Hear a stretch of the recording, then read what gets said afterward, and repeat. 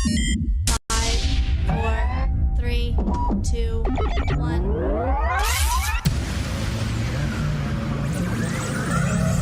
Ready. Just relax and enjoy the ride. In crowd, 815. In crowd, 815. In crowd, 815. In crowd, 815. 815. Really interesting to me, Tom, how trauma dumping is far more socially acceptable when it's done through song. I'm Greg. He's Tom. This is your In Crowd 815 podcast for the 7th day of March. It's March, the year 2026, the latest it has ever been, my friend. In the history of mankind. Did you say trauma dumping? Trauma dumping, yeah. Isn't that, it'd be like a song by a group called Garbage or something, right? Pretty much every other song that Taylor Swift has put out. That's Oh, hey. just a guess. Taylor Swift, I'm a Swiftie. Come on now. I'm Talking bad about my girl. not bashing it. I'm just calling it like I see it. That's all. It's not a slam. I figure she's coming out with a new album in the next couple of years. Travis is gone. It's all Travis's fault. I think they get married first, though. I think they actually do get married first, but Yeah. I don't know. Well, No, you know what? She's a pretty savvy gal, and I think he's a pretty smart guy. I think if they get married, it's for keeps. I do. They've gone out now for 3 or 4 years, 5 years, whatever. You get maybe one of the richest women in the world. Oh yeah, And you're marrying, and it's not about money. But it's about Incredibly what business that savvy. brings. very smart. Yes, it's about the fact that she knows life. She knows what she's doing. She's smart as a whip. You don't let something like that. Plus she's beautiful. And that's all secondary. That's all. Looks, forget that. It's all secondary. It's and I think honestly, because she pours so much emotion into her songs and into her life and into her concerts, and she takes care of the little guy at concerts. A great story. I won't share it here because there's no point. Everybody's heard it where she stopped to take care of a young girl. That's the kind of stuff that relationships are made of. It's honesty, and it's and because she pours so much emotion into what she does, I think she'll pour that kind of emotion into her marriage. And I think Travis Kelce will probably respond to that. So I see them making it for a long, long time. I do too. I actually agree with you. We got some business to take care of before we get to 3. Count them, 1, 2, 3 guests today. We're going to hear from Amy Chatfield at Advice Marketing. We're going to talk with Karen Lane from the Stateline Nurses Network in just a little bit. We're going to chat with Stu. I hear he's called No Lips. Stu No Lips Johnson from the Rock and Roll Institute. We'll find out what that's all about coming up. But first,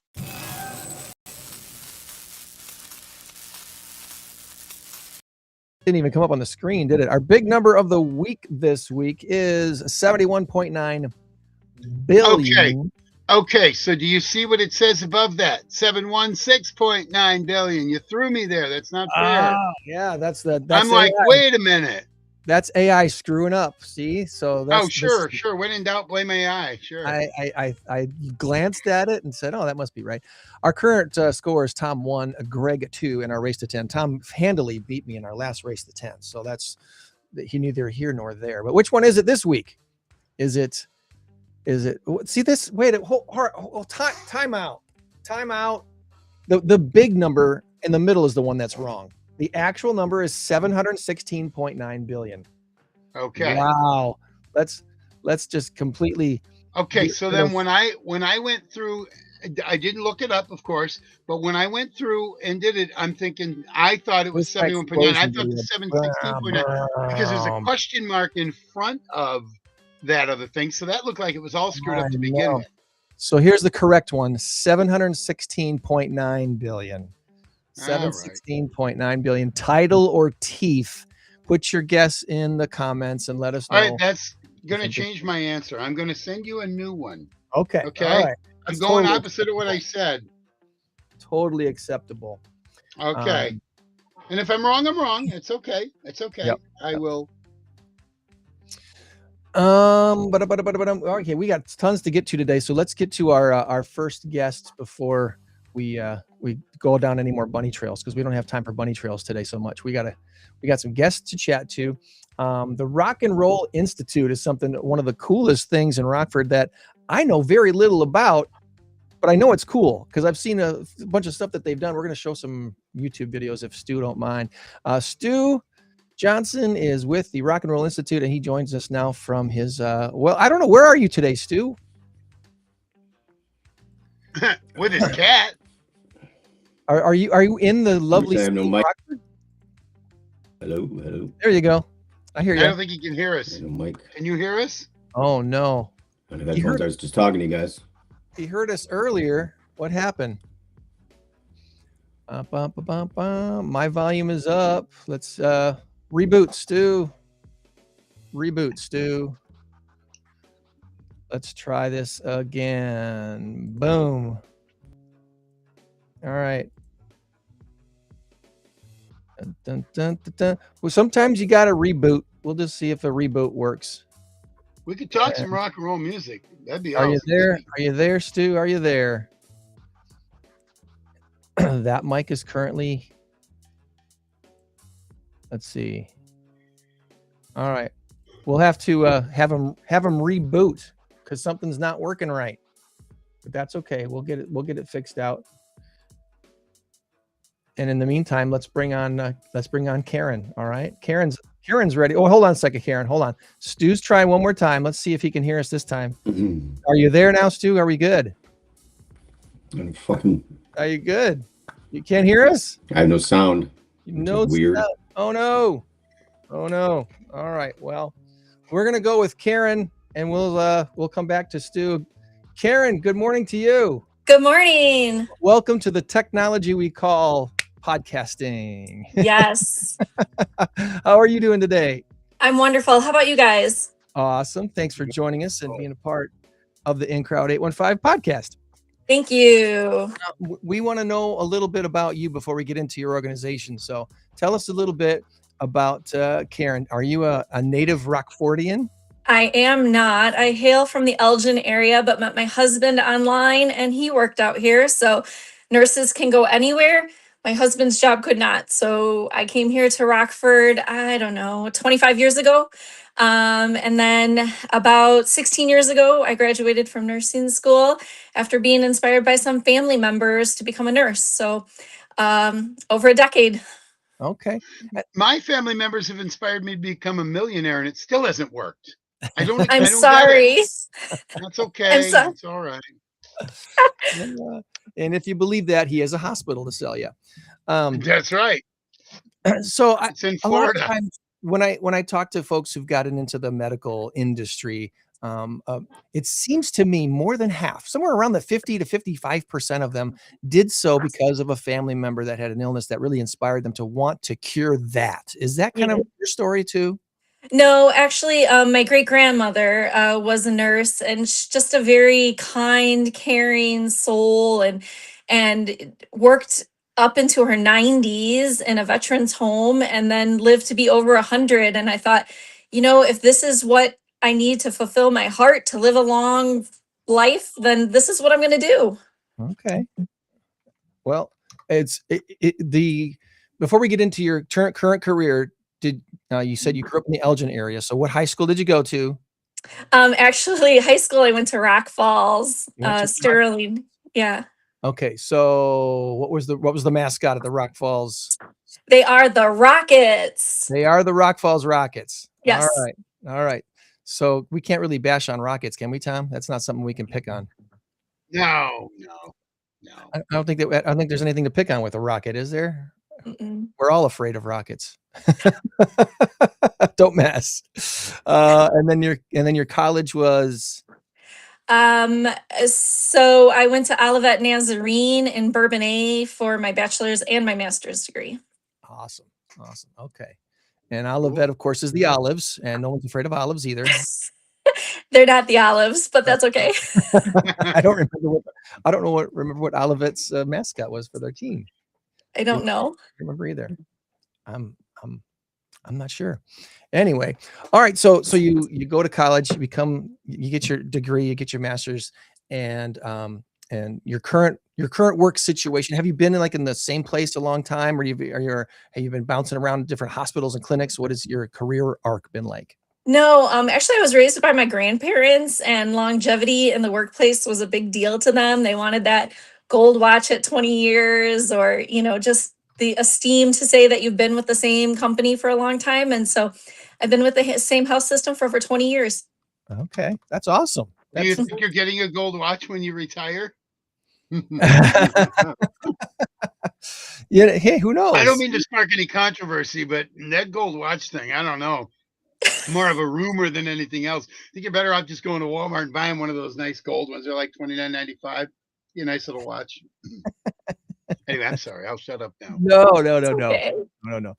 So being a nurse these days, I'm sure you have tons of stories and things that you could all over the spectrum, different things that you've seen over the years. Is there a story that you one of your most positive stories? Let's go there. What is one of your most like positive success stories you can tell about nursing somebody that that kept you on cloud nine for a month or a year because something great happened? Is there any of those you can share? So actually, before I was a nurse, I was a paramedic, and I worked up towards the Elgin area. And one day we just saw a car pull off the side of the road and put on their emergency flashers. And normally we don't stop for that. But I just said to my partner, I was like, I don't know, something doesn't look right. Let's pull over, just check.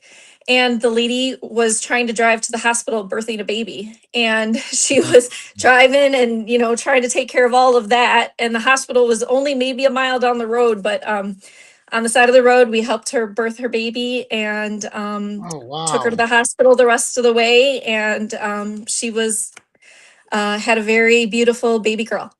Oh, amazing. Did she name it Karen? No, I think Oh, it was man. Mary. Well, that's a good name, too.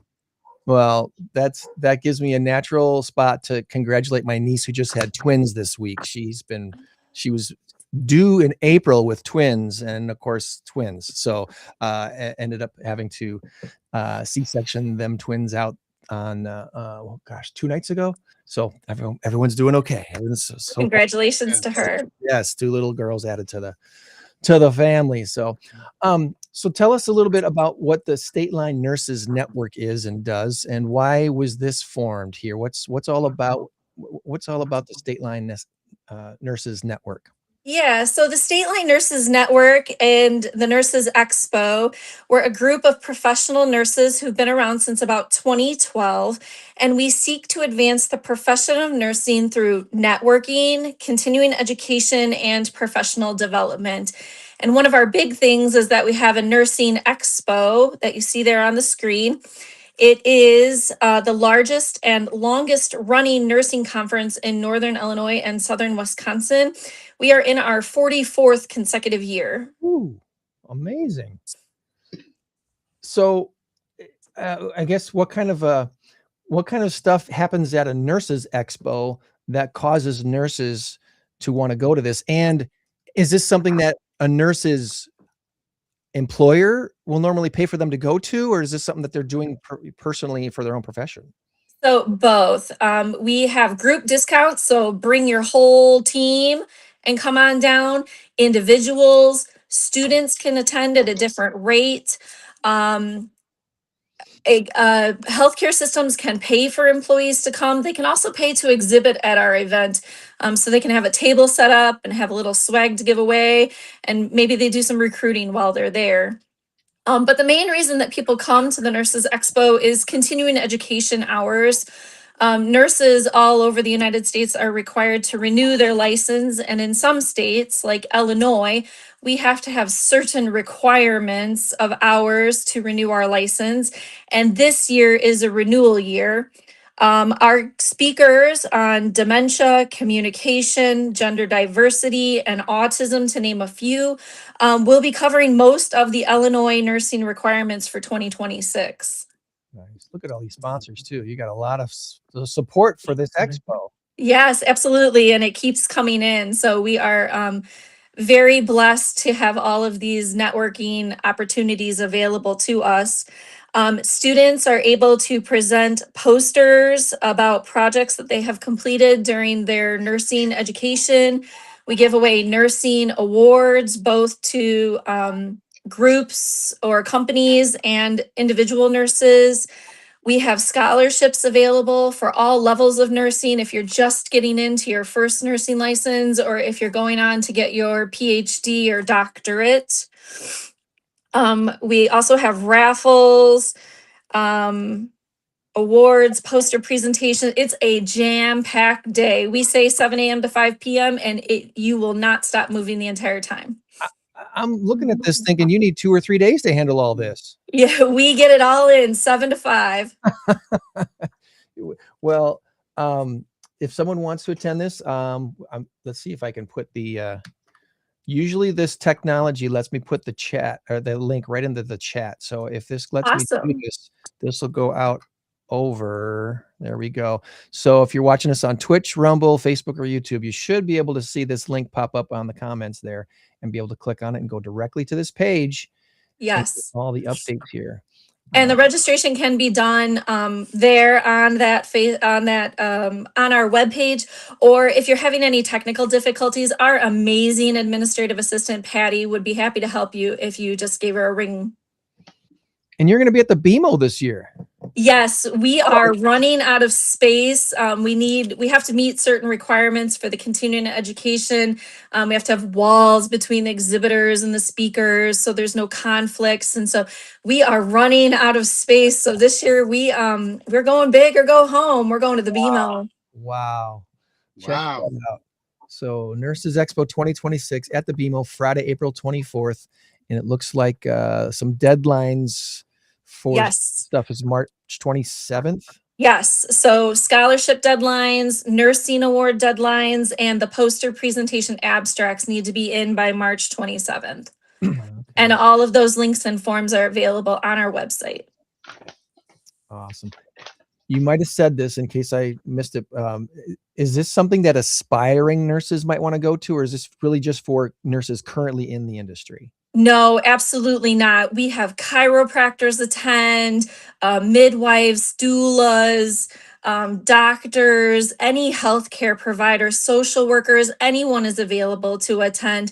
And honestly, we have a spectacular lineup across the healthcare industry. And so we can really meet anyone's needs, but we only offer continuing education for nurses. Sure. Okay. Well, this looks like, I mean, I assumed this was going to be a fairly large event, but holy cow. Yeah. Yeah. Holy cow. We also have some other upcoming events that we're currently working on. After Nurses Expo in June, we're going to do a Vietnam nurses storytelling for the 250th quincentennial.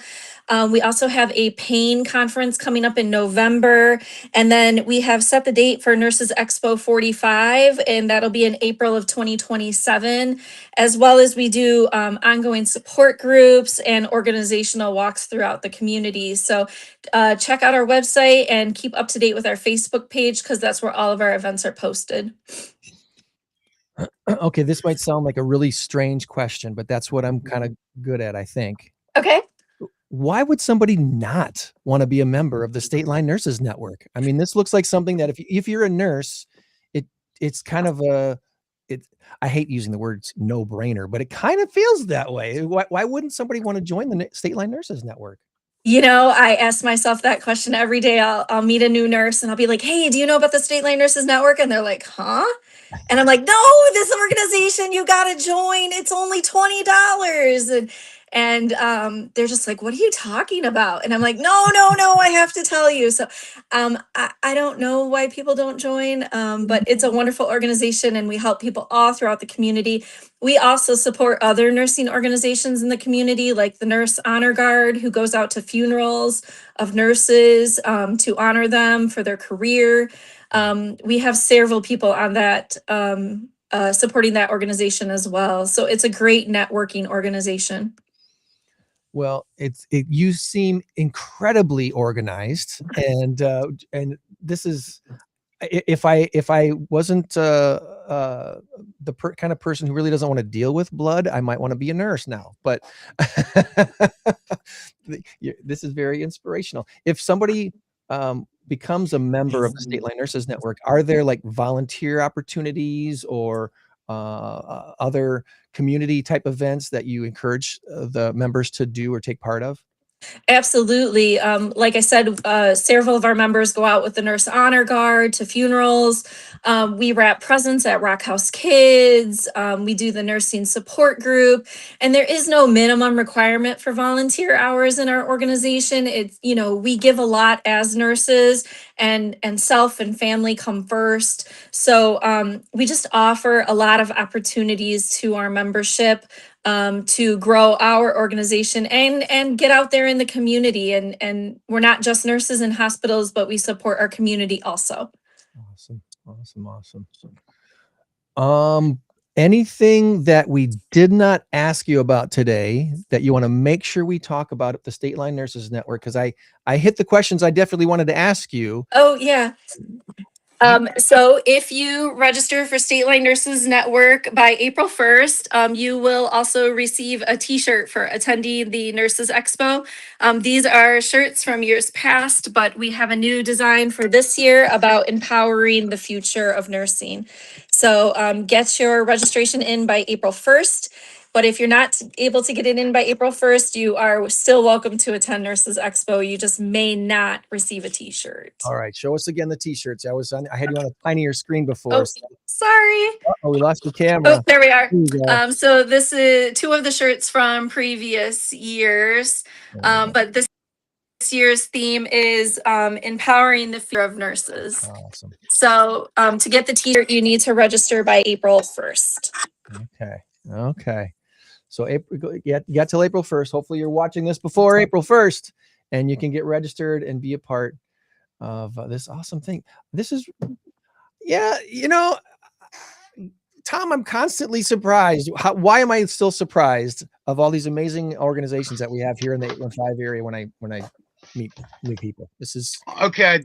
I don't know, because it sounds like a very worthwhile. Here's the thing I want to say. The only thing I'll say is people don't realize it. We've heard this before, but people don't really realize how much a nurse puts into the whole process from start to finish. Hi, I'm your nurse. I'm going to be with you, this and that. Doctor comes in, zip, zip, zip, does his thing, her thing, whatever. And that's wonderful. But nurses are there from the beginning. They're there at the end, all through it. And I think nurses don't get enough credit. And I can't stand when somebody says, oh, these nurses make too much money. And they say the same thing about doctors. We only say that when we're mad because we've got to pay a bill. Okay, but when they're fixing us up, when they're bandaging us, when they're there for us, holding our hand during a surgery or whatever, then we appreciate them. Same thing happens with lawyers too. We hate them until we need them. But anyway, I have your new logo here. I don't know if you could see it. No, crap. Stateline Nurses. Love it. Love it. little beep, There you beep, go. beep. Yep. There you go. Tom's becoming a graphic designer now. Look out, everybody. Well, I'm graphic, that's for sure. I don't know about a designer. Oh, that's Anyway, awesome. it was just inspiration hit me. I thought that was kind of cool. So, well, we definitely want to encourage everybody to check out the website, statelinenurses.org. Again, we've got the link in the chat. If you're in the comments, if you're on Twitch, Rumble, Facebook, or YouTube, if you're watching on Spotify later, it should be in the description of this episode of the InCrowd 815 podcast, which, by the way, is episode 309. That's right, 309th episode today. Next week will be 310 when we learn about the Pegasus Special Riders and the Rockford Ravens rugby team. It's a not-for-profit, kids. We're going to talk about that. it's a good thing him and I like each other. Going back to radio, terrestrial radio, which was what we started this whole thing back in, what was it, 2013? 2013. Yeah, 2007 for me when I started back at ROK. But we've been doing this every Saturday morning for 16 years now. amazing. Wow. Amazing. That's crazy. All right. That's We're going to crazy. play a little transition trivia and see. Amy, did you want to join us on this? She's got the heads up. So let's get everybody on the screen and see if we can hear All from right. Stu. Transition trivia. Here we go. It's time for Tom's Trivia Challenge on the InCrowd 815 podcast. Good luck. There we go.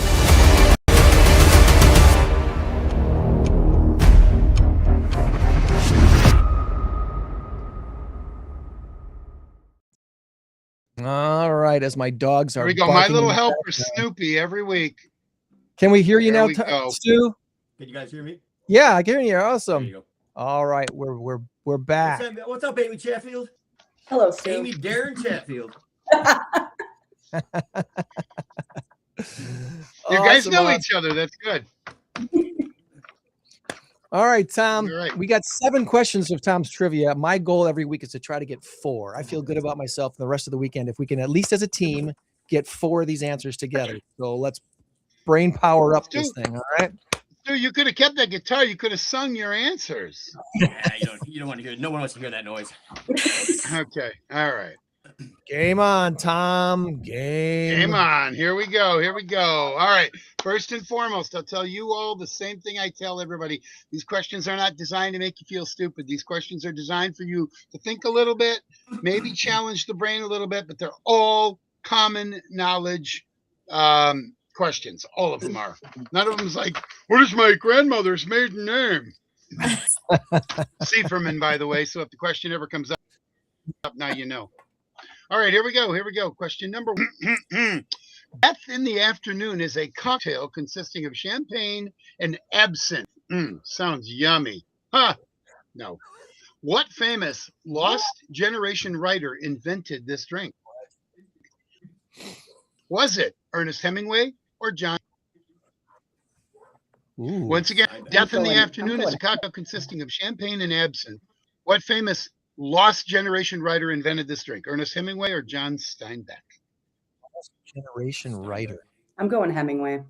Who's a lost generation writer? I'm not familiar with that term. Lost Well, generation he writer. wrote, I believe he wrote, I think he wrote the book Lost Generation, or he was in the Lost Generation when he wrote it, or something like that. Hemingway was a whiskey man. Oh, that's fair. That's fair. Okay, let's try the Steinbeck. Steinbeck. Steinbeck. Ernest Hemingway. Oh Ernest no! Hemingway. We are. He was quite the absinthe drinker. Yeah, he was a drinker of just pretty much anything you put in front of him, I think. Probably anything. Yeah, he was. I think he died an alcoholic at the age of 12 or something. I don't know. I'm kidding.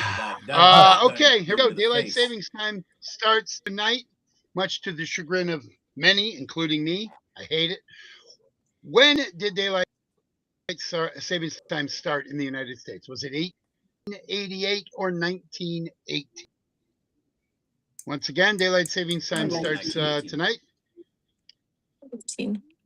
And I would stop 1918. you right there Yeah. because you're correct. All right. Yep, 1918. All Very good. right. All right, we're back on the road. Back on the right track. All right, which car manufacturer makes the Infiniti? All right, this is a hint. It is a luxury Nissan. division of a particular automaker. Is it Yeah. Nissan or Toyota? Nissan. Somebody said what? Nissan. Nissan is correct. Nissan. Very good. Nissan. Nissan. I owned a Nissan. Woohoo! I loved it. Look I at loved you. it. It was a Nissan Maxima. All right. This one here. Ugh, man, no one's going to get this. I'm so sorry for this one. The Chicago Bears just traded one of their offensive weapons to the Buffalo Bills, along with a 5th-round draft choice in exchange for a 2nd-rounder. Who did they trade? Stu? DJ Moore. DJ Moore is DJ correct. Moore. Did any of you How know about that? DJ Anybody Moore? else? That's All right.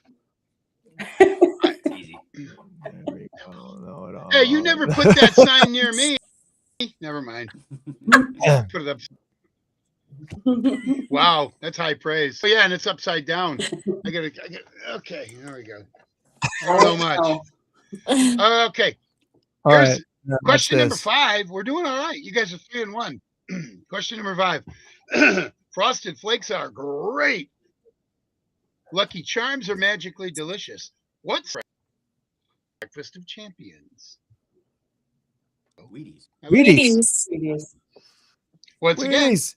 We got our 4. Wheaties We is got our correct. 4. Do Woo! we know why? Do we You know got why your four. cornflakes were made? Why were cornflakes Do you know? made? Do you know why? Do you know why? No. They were to prevent masturbation. They were a cereal for abstinence. It's true. It's a weird long thing. It's the maker. Get all your vitamins so that you stop it. You knock back up. I don't know what the whole. It's like some old cereal shit. I don't know. Cool. There's a story there for sure. I used to Some eat dude in cornflakes all the time when I was a kid, and I'm telling you, I'm going to leave it right there. I'm leaving it right there. In other words. All right. All right. 4 out of 5. 4 out of 5. 2 more. Much like my uncle, didn't work. Just kidding. All right. Number 6. Which came first? Subway sandwiches or Jimmy John's? Ooh. I want to say Subway, but maybe Jimmy Subway. John's was just a smaller sub sandwich. Yeah, this feels like a trick. Jimmy I'm going John's. Subway. Subway. I'm going Jimmy John's. All right. Well, let's go with the majority here. Subway. Subway in 1965 and 1983 in Charleston, Illinois.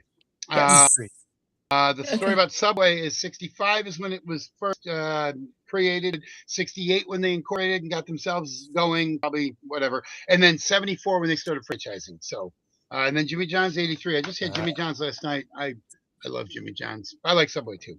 All right, like you guys John's are turkey club, yeah. 5 and 1.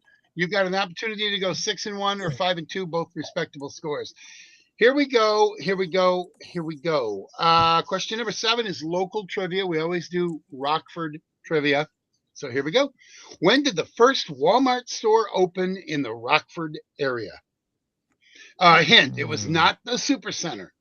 And it was and is still the Northridge store. That was the very first one in the Rockford area. Technically, I believe it's Loves Park. But anyway, so was it 93, 95, or 98?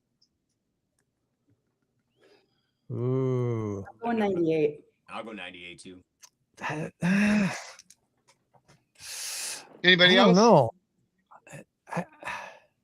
I think it was before 98.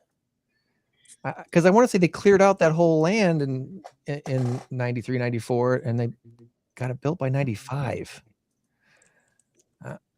I don't know. I mean, it just seems like it's been there longer than 98.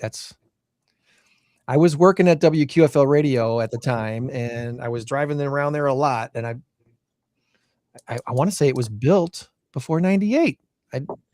You're probably right. It was probably 95. I could be wrong. I'm feeling 95 more than 98. Okay, I will give you the answer here. All right, it was April 30th, We're all wrong, aren't we? 1993. All right, yeah, and then It was in 2000, Wow. and then in 2001, I believe it was, they closed it up for a little while. I mean, just while they made it a superstore. So there you go. All right, 5 and 2, very respectable. Very respectable. Nice job, everybody. Nice job.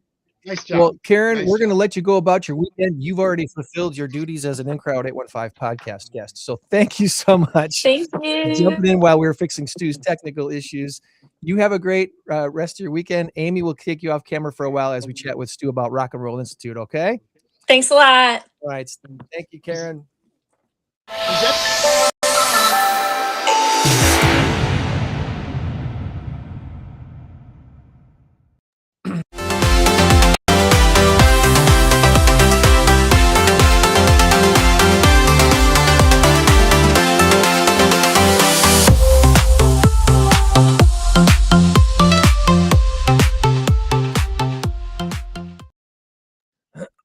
All right, Stu, you are up, my friend. How you doing today now that technical issues are better?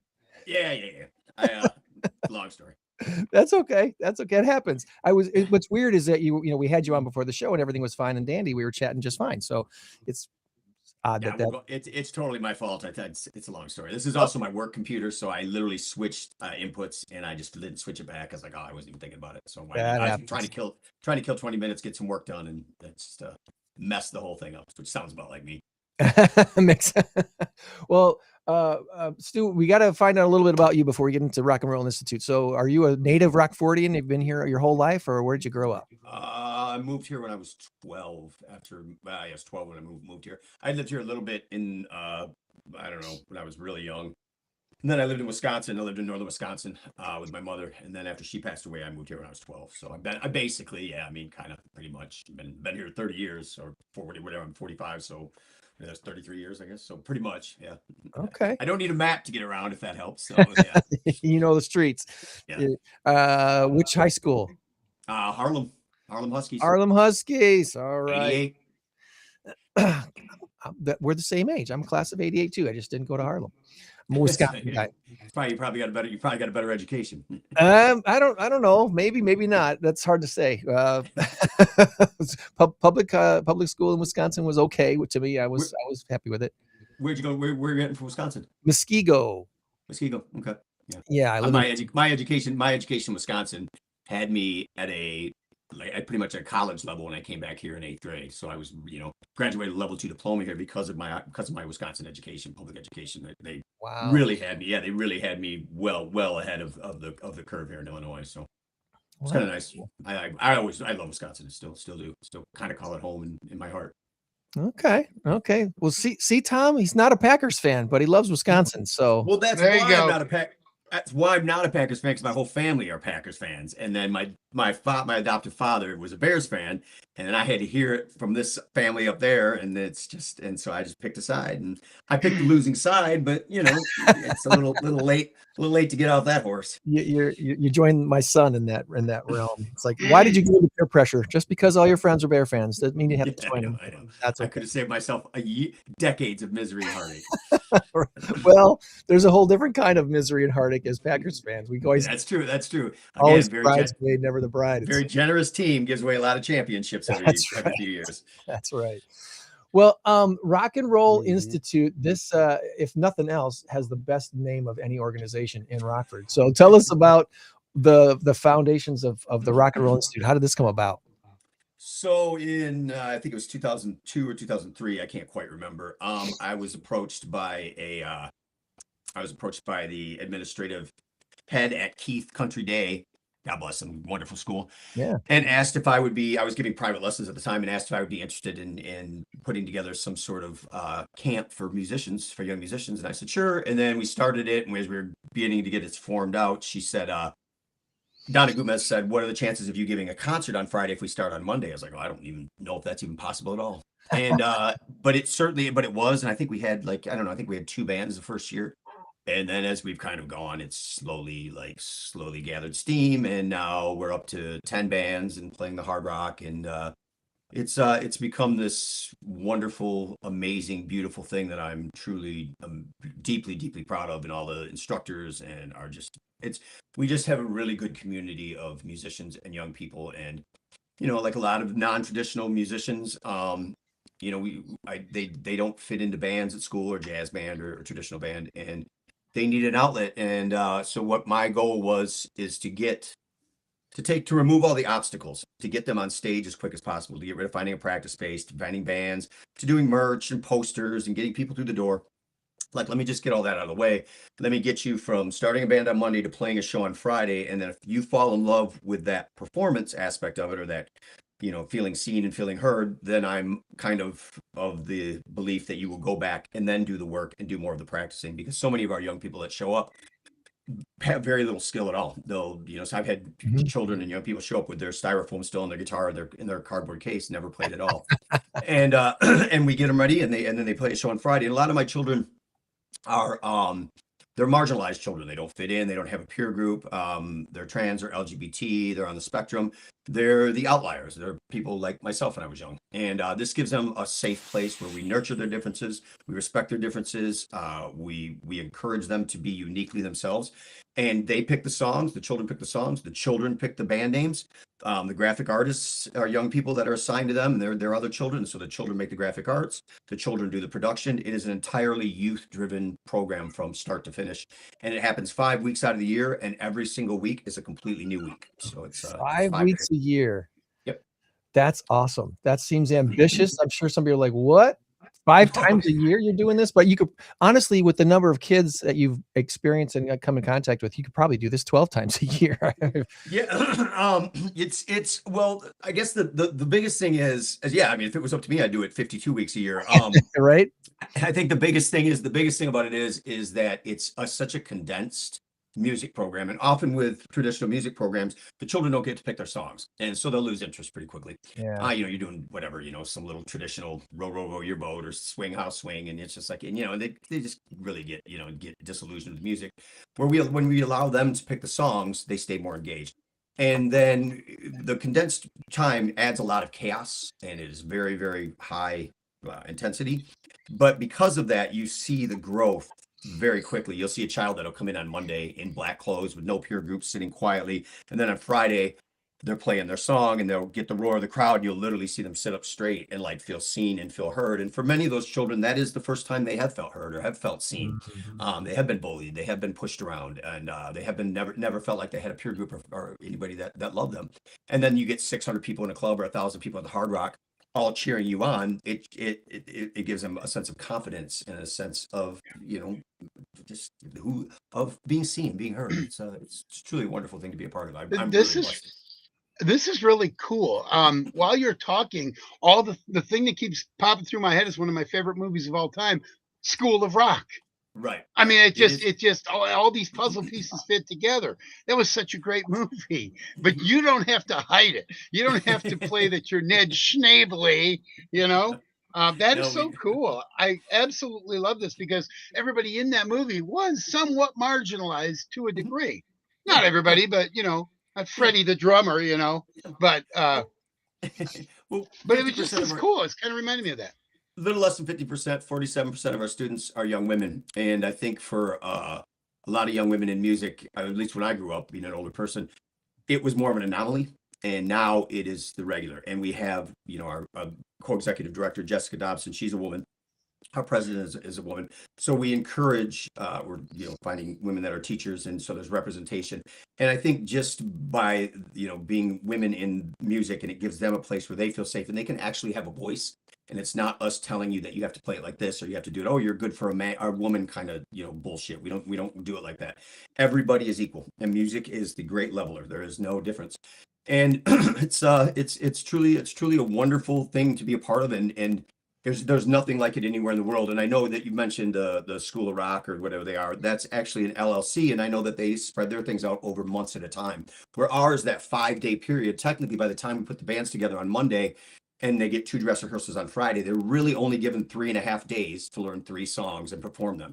And so it's very, very condensed, very, very much like we're throwing you in. And I got to be honest with you, I can count the number of times on one hand that the bands have not come through, or they've had to do 2 songs instead of 3. It's really pretty rare. And that's a testament, I think, more to our teachers and our children and practicing and giving them a program that keeps them engaged. If you grow up listening to Green Day, or you're into Black Sabbath, then you try to join a traditional band and you're doing these horn songs or songs that you're just not really feeling, you'll drift out. But if you're doing something you genuinely love as a young person, you're gonna be like, oh man, because that's what got me out of jazz band in high school. And I was like, man, I don't want to learn these songs. I wanted to learn, I wanted to learn, I want to learn Metallica and Misfits and all those things. And it wasn't an option for me. And so now I'm just trying to make sure that I have the ability to let young people steer the ship while dad drinks beers on the back of the boat. And that's one of the important things I think too of. I see band stuff like this similar to sports. Not everybody is cut out to be the quarterback or the point guard, or the front man of a band, but everyone's got something they can contribute. And then once you figure that part out, if you can accept, if your ego is in check enough that you can accept the fact that, hey, okay, I'm not the lead guy, I'm not singing all the lead vocals, but I can sing backup and I can play bass, or I can hit the cowbell, whatever it is that I'm contributing to the sound of the band, you become part of something, and you feel some sense of accomplishment. Yeah, a lot of our children, for them, many of them, most of them, it's the first time ever playing a song all the way through, let alone learning how to compromise and play with others. And when you mentioned some children are meant to be lead singers, some children are meant to do production, some children are meant to be bass players. Not always that confidence that it takes to be a lead singer is something that being a public speaker is something that many people don't naturally possess, and you have to sort of instill that confidence, and you have to get them comfortable on stage, and many of them have never stood on stage. 3 years ago, we had a child come to us, autistic, nonverbal, Jessica was warming his cookies up for lunch so he would eat something, and he was playing guitar and very, very remote. Was hardly even being involved in it. And we thought, well, he's here. Let's give him the best time. We did, and he felt accepted by everybody. Well, fast forward to last year, and when registration rolled around, he was signed up to be a lead singer. So Jessica called and said, his parents said, hey, is there a misprint here on the registration? This seems a little, he's nonverbal. And they're like, no, he wants to be a lead singer. And lo and behold, at the Hard Rock in the winter, he literally got on stage and sang a Linkin Park song and sang all 3 songs. And I'm telling you, there was not a teacher there that didn't have just tears in their eyes and just a sense of accomplishment and proud. And his father, a big mountain of a man with this big beard and just comes up and just gives Tony this biggest hug. And it's funny because Tony wasn't even his instructor, but that's the kind of community that we've put together. And we all genuinely care about the growth and the well-being and the safety of every single child that comes through. Nice. Well, I see on the website here that the deadline to apply for this next thing was March 1st. That's for scholarships. That's for scholarships. Scholarships are open. Actual enrollment opens April 1st here. So right now you can scholarship. I think last year 38% of our children came on scholarships. I probably shouldn't say this, but we make it a point to never turn a child away. Yeah. If you've shown an interest in music, I'll take it out of my own paycheck if I need to. Yeah. It is important that every single child that needs that help gets access to music. It's extremely important for us. There's a ton of people on this website too that apparently make this all happen for you guys. There is, and many of those are some of the older students, but many of those students, our teachers that you see, were students themselves. Jessica herself was a student. So Matt Zito, Martin Bernstein. So our goal has always been to mentor young people, to teach them how to be teachers themselves, to pay it forward. And the goal there is to keep it young, to keep it children teaching children, so that it's not just a bunch of old white gray-haired dudes teaching music. And at some point we'll have to age out of this, but until then we're going to continue to kind of keep doing it as we do it, and it seems to be extremely successful. We're in talks to syndicate in Madison, Wisconsin. Everything seems to be picking up steam, and I think it's really a testament to we have one common rule amongst all of the adults in the room is no assholes. There's no assholes. There you go. And we do that because our children are dealing in such a high pressure chaos situation that it's very important that we as adults be a center of calm and in that storm that's swirling around them, because on Mondays they are extremely stressed out and they have to learn to compromise, and there's just a lot of difficulties for young people, and especially some of them with behavioral issues or with learning disabilities or things of that nature. So it's important that we are always the centered, calm, point in that, a port for them. And in doing so, it's created this wonderful sense of community. And the instructors that I work with are just some of the most remarkable, talented, kind, patient, loving people. And, and Jessica, our camp director, as a matter of fact, last night at the Rockford Area Arts Council Awards, Jessica won Instructor of the Year. Oh, cool. She really is a remarkable, camp director, and she is an absolute joy to run this with. And since she has taken over with me, the camp has grown exponentially, and that's a testament to her and her abilities and passion. That's cool. Rock and Roll Institute right here in Rockford, Illinois. Start a band on Monday, play a show on Friday. This is amazing. This is very cool. Are you still seeking instructors or volunteers, or is there any way that other people can still plug into this and be a part? Always. We are always looking for volunteers. We are always looking for help. We are always looking for instructors. We are always looking to grow. We have a tent that we have built, and we would like anybody that understands the sacred gift and the power and the joys of being a musician, of music itself. I always say that the music is so you're harnessing sound waves to manipulate people's emotions. It's a very, very sacred gift. It's the closest I think that human beings have to harnessing the voice of the divine, something larger than yourself. And so that gift is extremely sacred to us. And we make sure that as we pay that forward and we pass it on, that all of our teachers kind of come from that same sort of belief. You know, it isn't about you; it's about something larger than yourself. And so, yes, if you're asking anybody that wants to get involved, man, we get volunteers. We have obviously a pretty active board. We're always looking for board members. We're Matt Zito. There's a guy. He was one of our one of our students at one point. He was one of my first students when I was younger. Now he's one of our teachers. So we are always looking for good quality human beings to come help us in any way, shape, and form. It's the tent is huge. Let's help. We make it bigger if we can. Tom, this is a more extreme version of what I'm hoping our mass karaoke trivia contest turns into. You know, the idea of being on stage, because our big hairy audacious goal for the mass karaoke trivia contest is to someday perform it at the Coronado Theater. We'd love to have a contest with 12 teams on the stage playing trivia, and each of those teams doing their karaoke on the stage in front of 1,000 to 2,000 people, and the celebrity judges that are judging them and giving them scores on the stage at Coronado Theater. And this is, I mean, hard rock. I mean, come on, man. This is incredible. This is so much fun. It is. There's not much of my life I'm proud of, but I am deeply proud of this program. I really, truly am. Absolutely. I imagine how now you've been doing this several times enough. One more question, Tom, before you let. Yeah. You've been doing this long enough now. I bet your youth have come up with a few songs that have been like, hey, this has got real potential. This could be a hit song on the radio. Has there been a few that have stuck out that are like, oh gosh, I hope this goes somewhere? Well, unfortunately, there's one of the things most of our kids do are mostly covers because of the condensed time frame. We do have a songwriting class opening. It's actually enrollment open this morning for it, starting on April 13th on Monday nights, with the hope that we can. It's a 6-week course, 2 hours on Monday nights. And the hope that we can demo those 3 songs and then transfer those 3 songs on the summer into bands that want to do original music, because I'm an original musician. I'm not a cover musician myself. And so that's kind of always been a blind spot. But it's a lot of times, you know, when young musicians, you have to learn how, even orchestras or cover bands, you have to learn how to cut your teeth on other people's music. I'm always kind of the hope that, you know, you start off learning a couple of cover songs, but you'll take those building blocks and those Legos and go make something of your own, throw the directions away and go make your own music. But yeah, there are certain bands.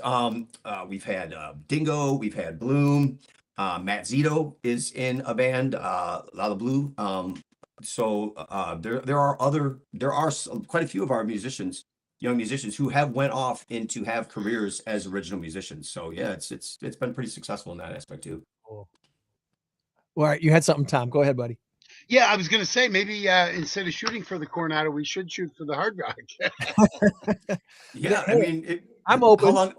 How long would you guys need? You can do it as an opener before us. No, well, that's it. Our contest is about a 2.5 hour contest and show. It's basically we're turning it into a show so that the audience, people want to be in the audience because you can play the trivia vicariously, which is kind of fun to do anyway, and have snacks and drinks and whatnot and hang out. Well, you can actually win prizes too if you're in the audience. You'll get trivia questions if you're called upon. We give everybody in the audience raffle tickets so they get a chance to be randomly pulled out of the audience to sing a karaoke or take a trivia. Which, by the way, pick a number from 1 to 6. I got some of our packs ready to go for the audience. Pick a number 1 to 6. 4, always 4. 4 is always the answer. Okay. And envelope number 4. Let's see if I can put this on a screen. That might make a little bit more. There we go. And envelope number 4 for our audience prizes this time has some stuff in it, including it's got a gift card for Landscape Connection, $25 to spend at which is great for the spring, right? This one has a free Victory pickleball racket, which, by the way, I got that sitting right here. Look at this cool. It's a great way to tear an Achilles. Man. Looking to tear an ACL. Yeah, there you go. These are like $30-$40 worth right here. This one also has a free oil change at World Class Motors, thanks to Pat Phelps out at World Class, buddy. Everybody needs your oil change. Appreciate him a ton. And then it also has a gift certificate for a free massage. We got the massage therapist Magic Fingers, Tanya Wallace. She's got a free massage in this package. So this is a $150 package that we're going to be giving away to somebody on March 19th. So we got give them question number 4. Give him question number 4. I don't know what that's going to be yet. I haven't figured that one out yet. But anyway, is your affiliation with Hard Rock something that's kind of already kind of long-standing? Is it in place to do this for years ahead of time, or is this kind of a year-by-year basis with those guys? I think it's right now. It's year by year. They've been very accommodating and very kind to us. It's a beautiful venue, beautiful room. We mostly do. We have been doing most of our shows at the district downtown. And I got to say, the staff and Billy and Justin at the district are just absolute saints. They treat our children and they make room for us, and it has just been a wonderful fit for us. The reason that we've kind of had to kind of go over to other venues is that we've keep outselling the district. It holds 600 people, and that sells out. There was 944 tickets sold at the Hard Rock. So we've kind of reached this spot where there is no medium-sized venue in Rockford. There's not a 700,000-800,000 person venue. It goes from 600 to 1,500, and so there is no sweet spot. There's no 1,000-seater. And so that's kind of got us why we approached the Hard Rock and asked, and they were very accommodating and zeroed the room and took care of our staff and our children, and have been really, Gino and Stephen Pactow have been absolutely just generous, and Lori, everybody over there have been wonderful with their time and their assets. Yeah, Starlight Theater seats about 880, I think, like that. So if you're a summer event, but then of course they got their shows all summer long, so it's we talked to Starlight, and the Starlight obviously does, and even like the band shell there because is outside, and we have these outside issues that the weather with climate change and everything has been very tough to kind of accommodate. And then with production, all those lights and all those things are all done by children, all those graphics. So it's important that we have a room that's blacked out so that the production children can do their job correctly too, because we're trying to train the production people to have jobs in the entertainment industry, to join the union and work their way up right out of high school into the work field. Yeah, that makes sense. Makes total sense. All right, Stu, before you go, you picked the number 1 through 4. I'm going to give you question number 4 from a random quiz. You ready? All right, here we go. It's a sports question. You being a sports guy, you probably get it. The Borg Warner Trophy is awarded to the winner of which race? Is it the Indianapolis 500 or the Daytona 500? What? Borg. Okay, once again, the Borg Warner, no relation to me. Borg Warner Trophy is awarded to the winner. Wow, of which race? Of which race? Indy 500 or the Daytona 500? Which race? I don't know. There's like the Hispanic race. I don't know. I have no idea. I know nothing about cars. Indianapolis 500 or the Daytona 500? One of those two. The Rocket Speedway, Daytona 500. I have no idea. Zero. Let's go Indianapolis. He gave me this question like a month ago, and I already forgot the answer. I couldn't have. I have no idea. That's how little I care about cars that go around and around. I know, right? Well, check out Rock and Roll Institute on YouTube if you want to check out more of these videos. There's some really cool stuff on here. The Bikini Bottom Super Band. Look at this guy shred. The kids pick their names. We don't, we have nothing to go in that. We had one band last year that was called Gaytoven. I thought that was a pretty good one. So we always get it. They're really. I think when you allow a child to be creative and you allow them to. Did you let them kind of steer the ship? That you come up with some. I think too often we hammer out that uniqueness and that genius that's in children, and we, instill this sort of they have to fit in these molds and these boxes, and we don't do that there. Your child is allowed to be the child, the unique genius that is already inside of them. That's awesome. Well, you're doing good work, Stu. Keep it up and keep building these kids up. All right, man. Thank you. Well, thanks for coming on, and we'll keep up. We'll have to have you on and talk some sports sometime, maybe in the fall when the football season gets underway. Send me a link anytime. I'll join you guys anytime. All right. Thank you, buddy. You have a good rest of the weekend. I appreciate you both. Thanks.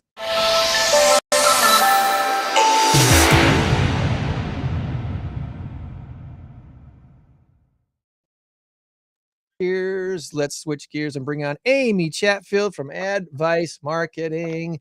Rock on, Amy. Hello. I just got to say, hello. As a mom to one of those outsider kids, I can't speak highly enough about Rock and Roll Institute. My kid he had a sponsorship one year to do that. And everything that Stu said is absolutely true. It's an incredible program. And even if you do not have kids, if you get an opportunity to go to one of those shows, it's just such a blast. Go and check it out and experience it. It's cool. Support it.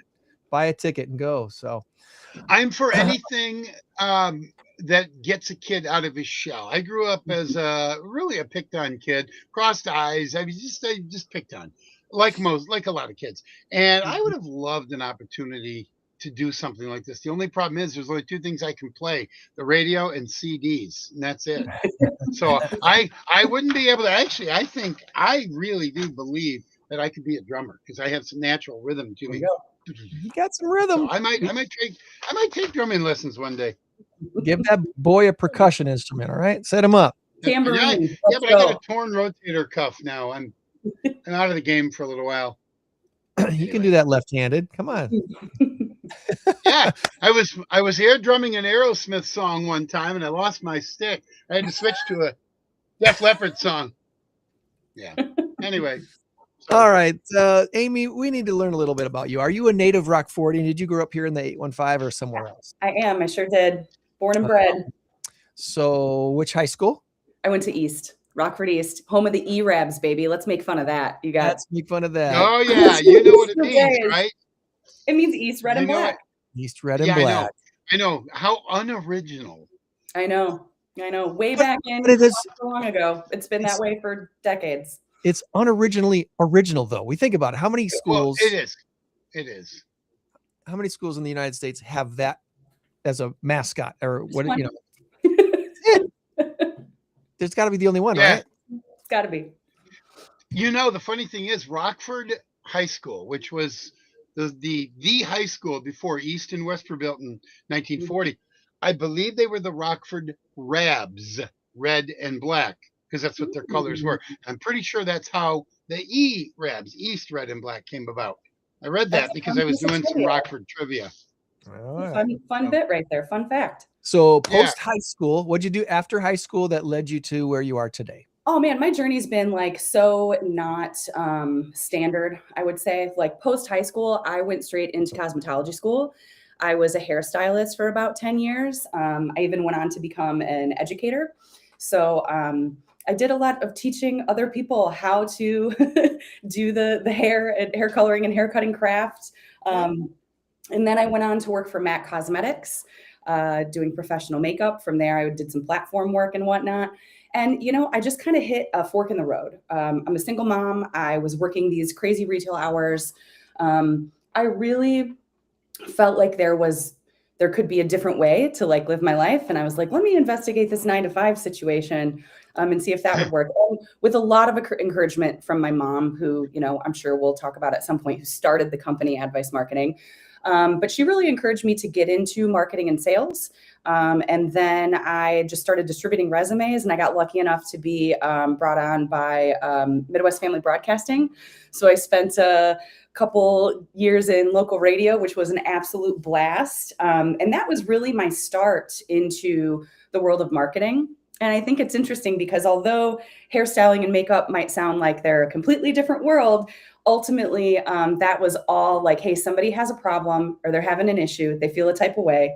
They need somebody to come in and strategize with them to help them fix it, execute, and teach them what to do moving forward. And that's exactly what I do today, just with a different medium. Yeah. Let's deviate for 1 second. Greg and I come from radio as well. We were at Town Square Media. Yeah. I worked for Midwest, but it was Maverick. Well, no, it was Radio Works before that. Yep. Yeah, with Bob Ray, Dave McNally, Dave McCallie. What station were you on? Or were you on like sales or something? I was on the sales end of things. I was on air a couple of times. Like they used my voice for some things on one of the stations. Okay. But I'm not an on-air girly. I was absolutely in the sales and consulting end of things. Well, that's so cool. Baby. I was there for about 2 years after they did some cutbacks. I had nothing to do with me. They did cutbacks at ROK where I was back in '96. So then I went across the city to Maverick to Radio Works. Yep. And then I came back to Town Square now in 2007.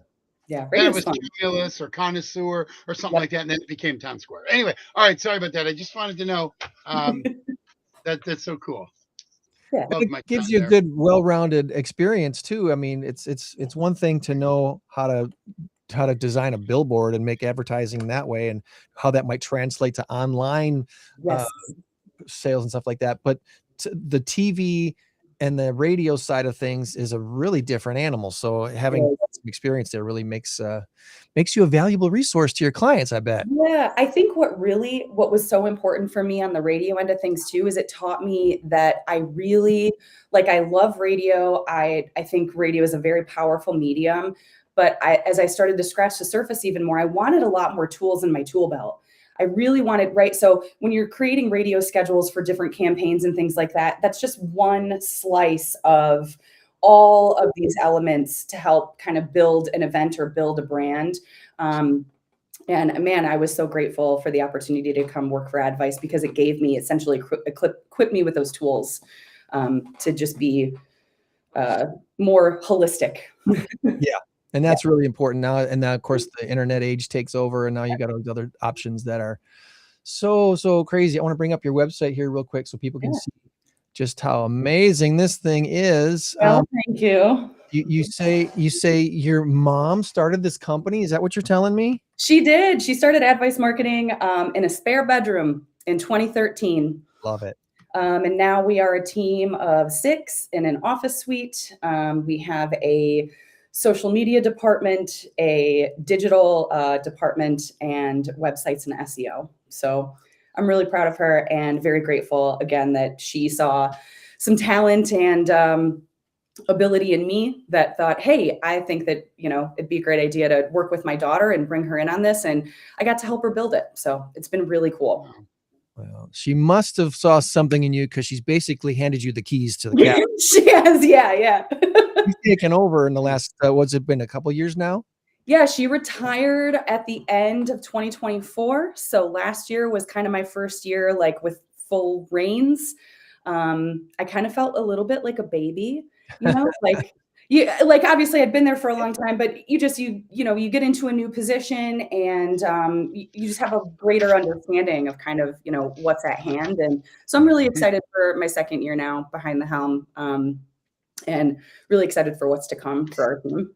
Well, you've had some leadership experience in teaching. You did teach in the cosmetology sector there. So this isn't completely new to you as far as being in a leading role. Yeah, absolutely. And I really think too, for my position, right? I have such a talented team.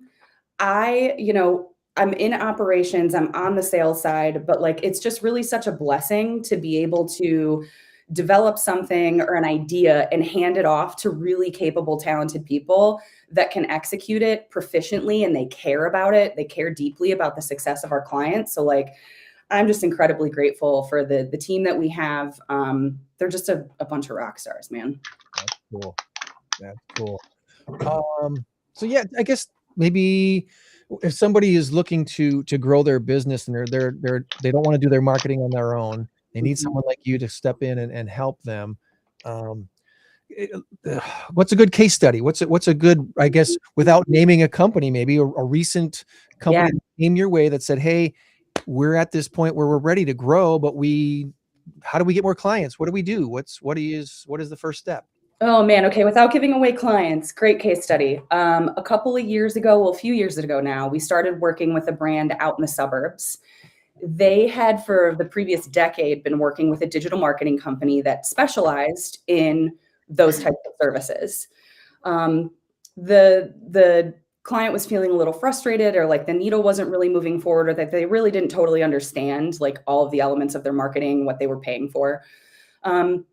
And they decided to bring us in. So what I found to be really exciting was that we did a lot of things for them. One thing we did was bring them through a brand narrative process to clarify their message so we could get really direct on who we were talking to and how we were talking about the business and those services.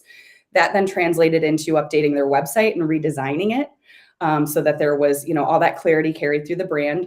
That then translated and carried through into all of their digital assets and their PPC campaigns. And so one thing that I'm really proud of is that in 2024, we had $1.4 million of attributed revenue just from our paid ads that we were running. And we don't know what the previous agency was able to get them in ROI because it was never being tracked. Right. Now in 2025, when we closed the books in 2025, we actually increased that to 2.5 million in attributed revenue. So I'm very excited about the fact that we were able to integrate completely with that team, help them with everything from the brand messaging to the website to the design, and then implementing a digital strategy that we can show is actually bringing that brand value in dollars. That's so important. Yeah, you've got to measure stuff. If you're not doing things, you're really not knowing what the return on investments. Yeah. Out. And it's so hard too, because there are some things that don't have a direct return on investment. So for example, like if there are any smaller businesses listening and you want to know what's one of the most important things you can do for yourself foundationally, that's outside of like networking, coming and being on podcasts, right? Like leaning in with your community, it really does come down to your website. That's your digital front door, and where people are going to go find you, legitimacy, all of the information that they need from you. So I think it is, website bits are really important. However, that's one of those things that like, it doesn't always show a return right away. Building a website is like building a car, but then you have to put gas in it so that it can drive, right? So I think, number one, always making sure that website is up to date and that it looks as good as it can look, and taking the next steps to drive traffic to it. And that's so important today. That's so important. The website is, well, there is no yellow pages anymore, right? So this is where you need to be. Yeah. And it's hard. You can, some businesses maybe can get away with some generic things, but it's to set yourself apart, to have something that says you, like like the Advice Marketing logo. I mean, look at the Advice Marketing logo.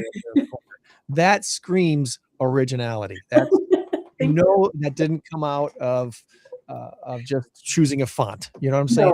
No, that was not AI generated. That was a real human being did that. Yeah, and it's really cool. It reminds me in some ways of like the Milwaukee Brewers logo. It's like, there's something there that I don't see until I see it. And then once I seen it, now I can't unsee it. And that one is such a no-brainer. The baseball glove with the ball in it. Oh, I hate it when they strayed away from that. That made me so mad. Yeah. It's like, what are you doing? What are you doing? And the most iconic logo in my history. And while we were going through that process, we thought, like light bulbs, chat boxes, chat bubbles, like there's so many different icons. And we just went with a font-driven logo, turned the letters into the icon. Like, let's keep it simple. And we shorthand ourselves all the time. We call ourselves AVM. And in case you haven't seen it, in case you're still wondering what I'm talking about, look at the squiggly red line in the A and the V. It's an M. It's an M. It's Advice Marketing. We're threading it all together. Marketing together. It's awesome. That's so cool. And Amy, you said something a little while ago. You said it's not AI, it's human. Yeah. When we have to qualify that, no, this is a human, something's wrong. Something's wrong with life. I mean, my goodness. Can we just get back to human voices? No more voicemail, no more AI, no more this, no more that. It's a whole new world. Get used to it. Look at that. Go back down. Go back up. Whatever. That right there, pardon me for saying this, it is $1 million smile. I mean, it is. Absolutely. You light up a room. That is so cool. To brag on your team a little bit here, Amy. Tell us about these wonderful ladies, and why aren't there any guys in this picture? Come on. Well, everybody always says that. They're like, "What do you do? Not hire men?" We absolutely do hire men. We've had men work with us before. Yep. It just so happened that typically when we're receiving applications and resumes from folks, it's predominantly women. Like our pool to choose from, and not to say, I don't know. We get more women that come through our door, seeking roles. Would love to hire some men at some point in time again. But yeah, right now it's a group of kick-ass ladies. Again, Lisa, the founder, who is now retired, she's absolutely incredible. And just built, blood, sweat, and tears building this. And I'm so grateful for her giving me the opportunity. Then we've got Christina Wales. Christina is like, man, she's my right hand. She's been with the brand for also about 7 years now. She is a graduate from Judson. She has a bachelor's in digital marketing. Just brilliant. She's incredibly strategic. She single-handedly manages and runs all those campaigns. So when we're talking about optimizing those campaigns to do something like bring a client $2.5 million in closed revenue from ads, that's Christina Wales behind the scene, pulling those strings. And then we've got Maureen Cady, who is our meta expert.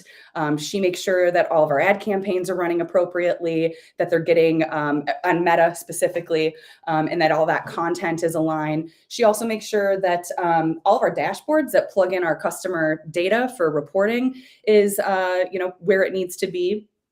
We've got Sam, who's a designer. She's fantastic. Andy, copywriter. She's incredible. She does most of our, blogs, emailing, things like that. She's going for her master's degree. So she's got a bachelor's degree in journalism. She's going for her master's degree right now. Chloe Zuberbuehler, Swiss Army knife of a person right there. I call her full stack. She is a copywriter. She is a designer. She is a strategist, and she is a developer. She's power hitter, right? Like incredible, and really helps thread the needle and pull all this together for us. And then we've got Sydney Larson, who does what I do. She's a consultant. So she essentially serves as a bridge between our clients and our team, making sure that everybody has the information that they need, that all those T's are crossed and I's are dotted. And then we have Patty, who is our accountant. She does all of our billing and AR, and we joke and call her HR. She's HR. I know I've met a few of these ladies, and Sydney, I can tell you, is an up and coming leader in this community. She's doing incredible. She's absolutely incredible. She scares me a little, and I like that about her. Exactly. Just, when you're that bright and you can still kind of conceal it in a way, it's something special. Yeah, she's phenomenal. She's incredibly talented and incredibly smart and just so driven. Very grateful to have her on the team too. Like I said, I couldn't do that. I couldn't do what we're doing without these ladies. Well, if there's something that you wanted to highlight today on our talk, is there something that you would like me to click on this website or anything specific that you wanted to make sure we talked about today before we let you go about your weekend? And before, as you're thinking about that, I just want to remind people that our Mass Karaoke Trivia Contest, March 19th, includes a $1,000 karaoke winning prize. So the winning team that doesn't win the grand prize, the highest scoring karaoke with our celebrity judges that doesn't win the grand prize still wins. They win $1,000 thanks to Advice Marketing. And thanks to Lisa and you for jumping on and catching the vision of this. And Lisa's been a great inspiration to help me champion this towards the big goals that we have for it. So thanks to your mom for that. Absolutely. I would like to say that if folks have not been to Mass Trivia or participated in that, you absolutely should. We've been at all of them since their inception, and just what an absolute blast. Completely original concept, fantastic idea. It is so cool to see all of these, nonprofits having a shot, right? Like usually it's an individual event that's put on by one nonprofit, but I think what you guys are doing is really incredibly cool, and we're grateful to be a part of it.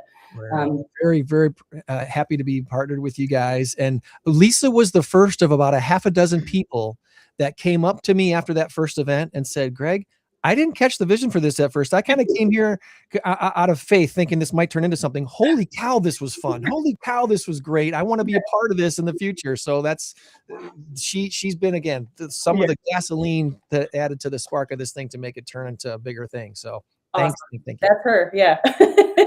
This show is full of metaphors today. I love it.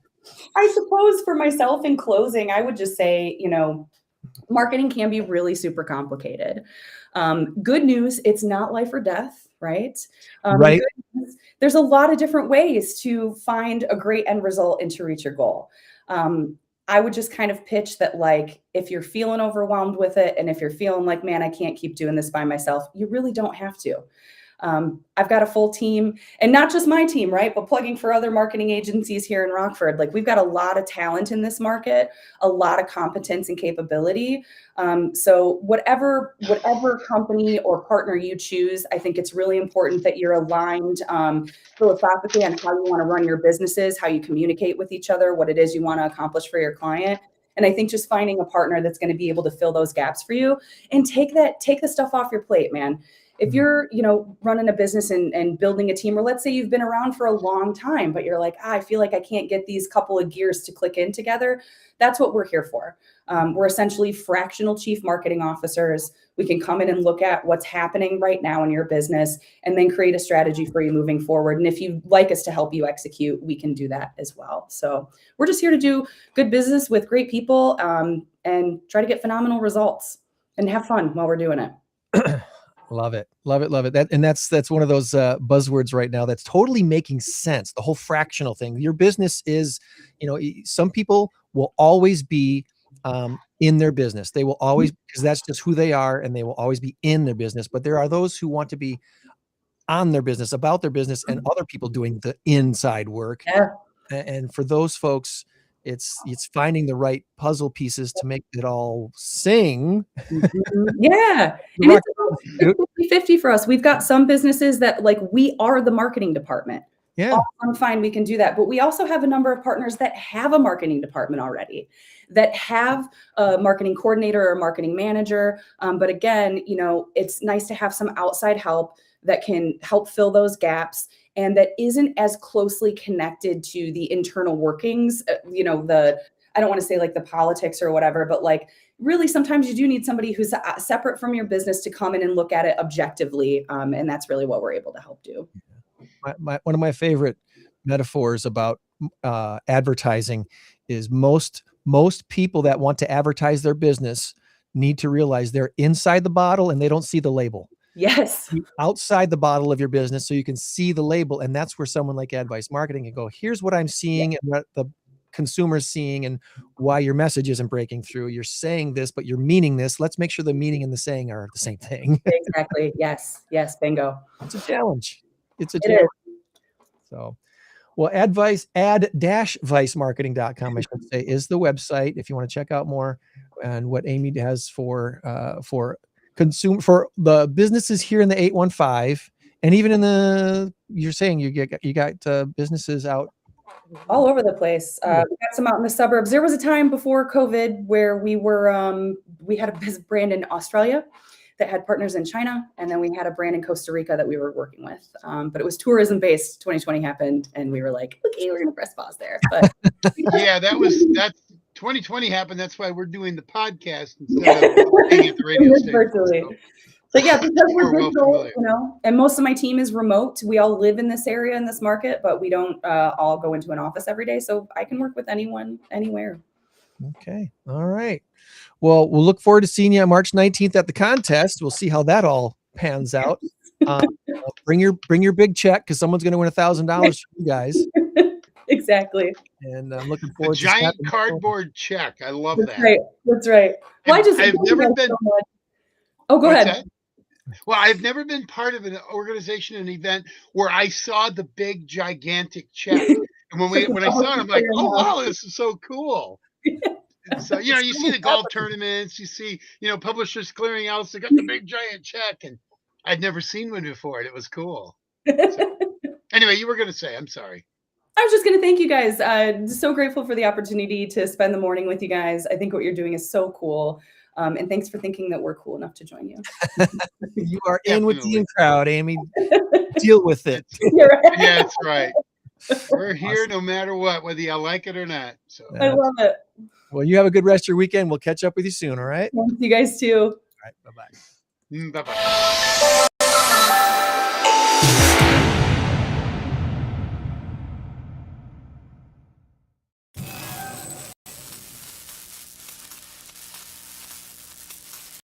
All right, big number of the week.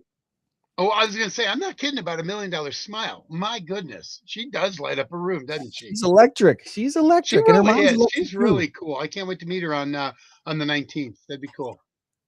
Current score: Tom 1, Greg 2. Tom won the last race and handily, so maybe I can win this time. This week's big number of the week: 716.9 billion. Is it title or is it teeth? And it could go either way. You changed your answer after getting the right number, which is I wasn't. I don't know. Something struck me. I don't know. I'm probably wrong. Probably should have kept what I had. That's what you say when it happens. Let me tell you what happens though. Walmart has lost its title, its reign as America's biggest company by revenue. It held that title for 17 years, Tom. 17 years. Wow. Walmart was the title holder for America's biggest company. It lost that title to, that's another trivia question, right? Who's now the biggest company in America? Oh, I'm hoping a title company. bigger than Walmart. What's bigger than Walmart? What sells more stuff? Amazon posted 713.2 billion in sales for the most recent fiscal year. I should say Walmart was 713.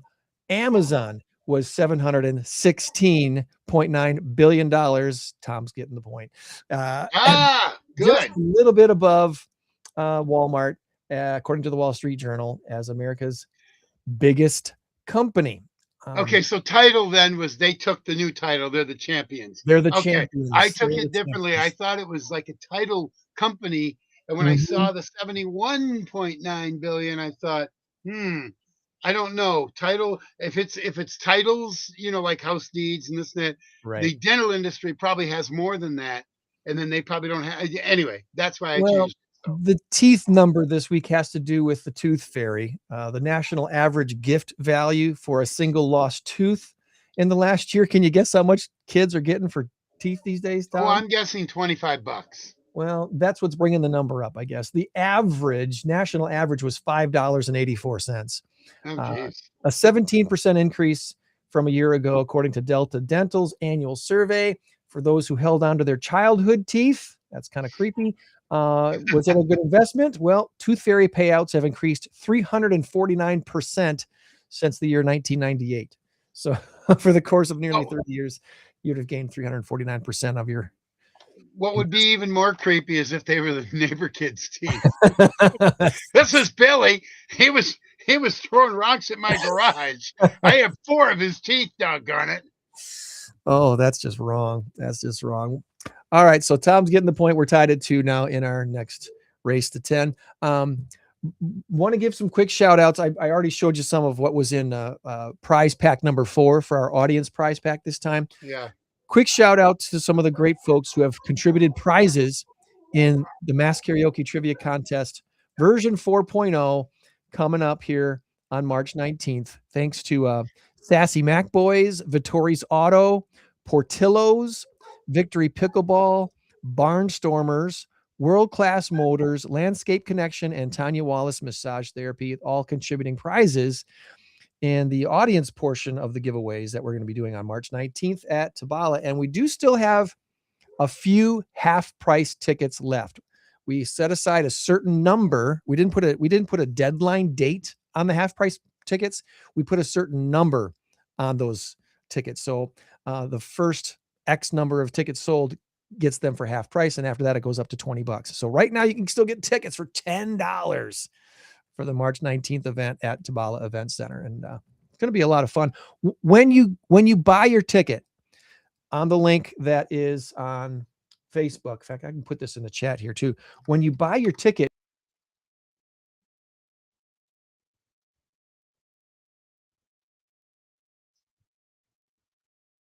Uh-oh. Greg is frozen once again. I love that pose. Anyway, we'll just wait it out. Anyway, what he's talking about is the InCrowd 815 Trivia Karaoke Contest. It is going to be fun. It is going to be incredible. We've done it 3 times now. This will be number 4, and we haven't disappointed yet. The interesting thing about it is it keeps growing. It keeps moving upward and onward. And who knows, at some point, we may be handing out Now 10. we're back. There we go. There we go. I've been rambling on. I was talking Packer football. No, I was talking about the In-Crowd 815 Well, trivia karaoke contest. I'm hoping that the message gets across that when you buy your ticket, there's a place where you can select which not-for-profit you're going there to support. So I'm trying to get the link here for it. Version 4.0. There we go. Let me go get the ticket link and put that in the. We're using an outfit called Ticket Bud, which seems to be a pretty good service. It's been doing all right for us. And the fees are low. We're actually eating the fees on the tickets. So you're actually paying $10 for the ticket. We're covering the fees and the cost for the ticket service itself. So there's no hidden fees when you get there to buy your ticket. We're not asking you to cover that. However, I will say this, there is an option. You'll appreciate this, Tom. There is an option on the ticket site to buy a VIP supporter ticket. It's called the In-Crowd 815 VIP Generosity Ticket. And if you want to buy one of those, it's $100.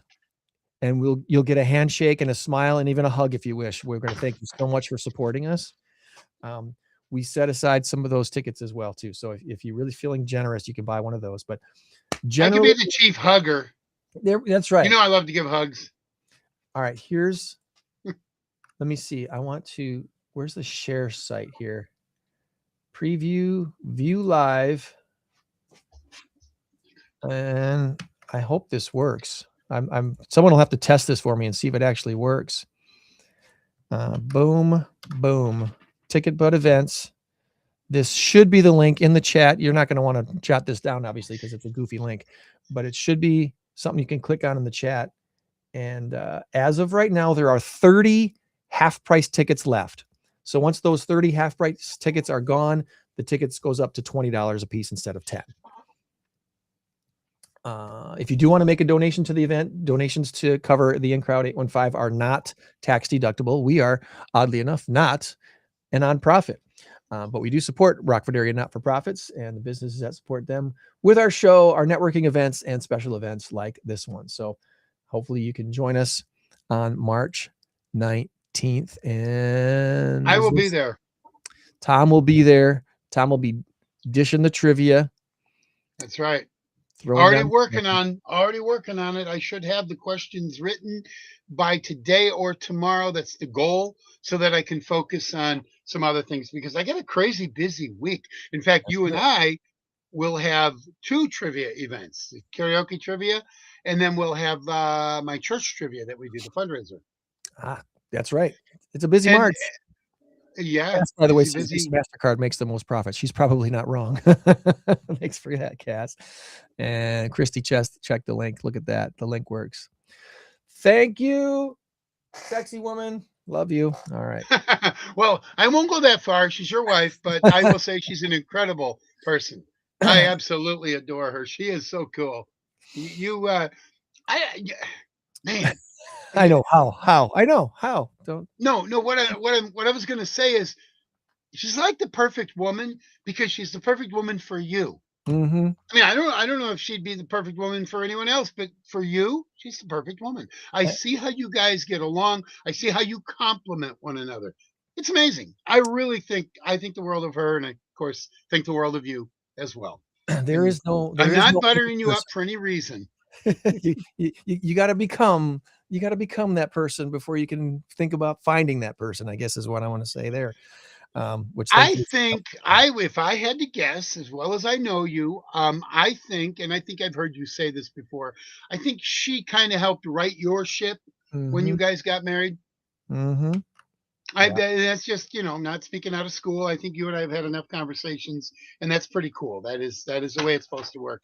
And I'm guessing that maybe you've taught her a few things and kind of helped her get over some stuff. I don't know that to be true, but I hope. I know it's all completely one-sided.